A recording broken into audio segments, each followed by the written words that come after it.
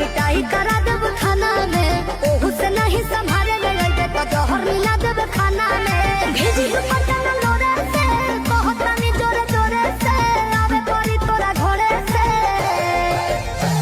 बर्बादी होई बाकी शादी होई मोर तोरे से।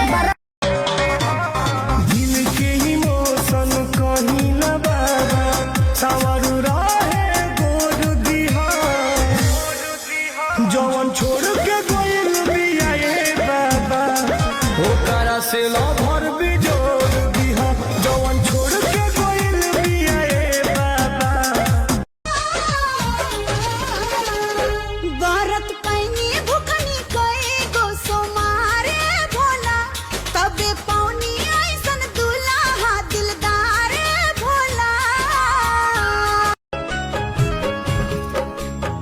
मारे घड़ी पनिया पिलाई दी है जान गे कफन ओढ़ाई दी है टूटत ही जब प्राण गे।